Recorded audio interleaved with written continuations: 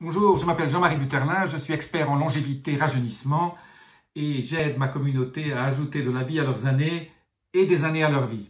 Voilà, sans plus attendre, les 3 choses à éviter absolument pour avoir trop de rides et paraître plus vieux que votre âge. Donc, 3 choses que je ne fais jamais et que je vous conseille de ne jamais faire.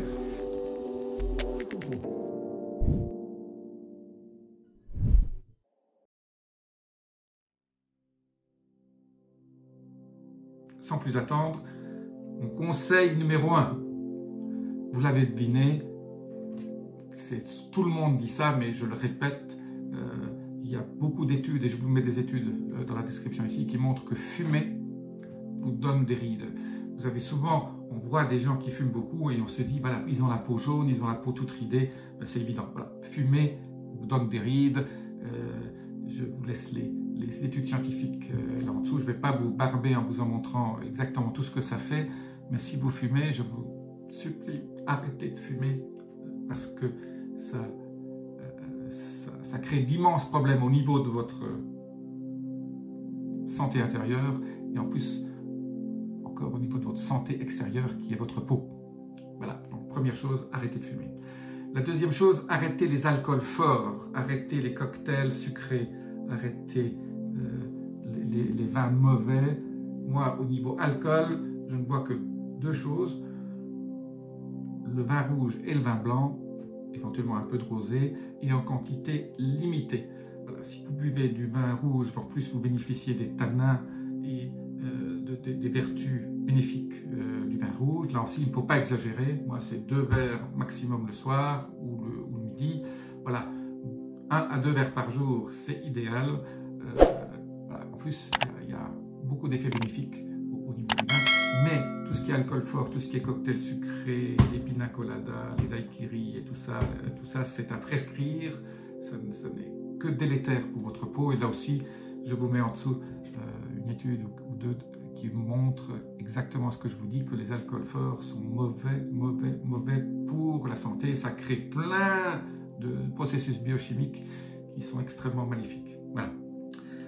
La 3e chose qu'il faut vraiment surveiller, et je ne dis pas éviter, il faut limiter, c'est le café. Alors, le café a de très bonnes vertus, j'en ai parlé dans d'autres. Moi, je bois un certain nombre de cafés par jour. Et je vais vous expliquer exactement comment et qu'est-ce qu'il faut faire si vous aimez le café. Le café avec du sucre et du lait, c'est très très mauvais. Donc pas de café avec du sucre ou avec du lait. 2, le café percolateur est très mauvais. Pour des raisons, comme on torréfie le café, ça crée un certain nombre de corps torréfiés qui, lorsque on utilise un percolateur, vous allez lécher ces corps et vous allez en fait avoir plus de mauvaises choses dans votre café que de bonnes choses. La bonne chose dans votre café, c'est la caféine. Et la caféine, on l'extrait uniquement avec une machine à expresso. Donc il faut faire passer la vapeur et pas l'eau. La vapeur prend les polyphénols et la caféine et vous en avez beaucoup moins qu'avec le percolateur. Et vous n'avez surtout pas cette mauvaise partie du café qui vient de la torréfaction. Donc le café, c'est bon, un peu comme le vin tout à l'heure, c'est bon si on en prend 2 à 3 tasses par jour le matin. Évitez le café après 11 h ou midi. Pourquoi? Parce que la demi-vie de la caféine est de 8 heures. Donc si vous prenez en général un petit expresso, c'est 25 mg de café.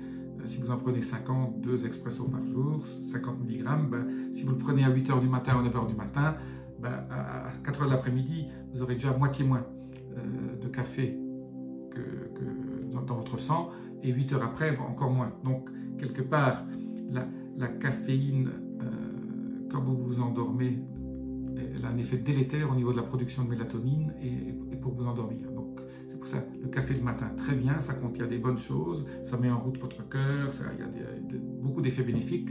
Je vous mets d'ailleurs quelques petites études cliniques qui ont été faites sur le bon effet du café sur le cœur et sur votre métabolisme, mais le mauvais effet du café sur votre sommeil si vous le consommez trop tard. Voilà.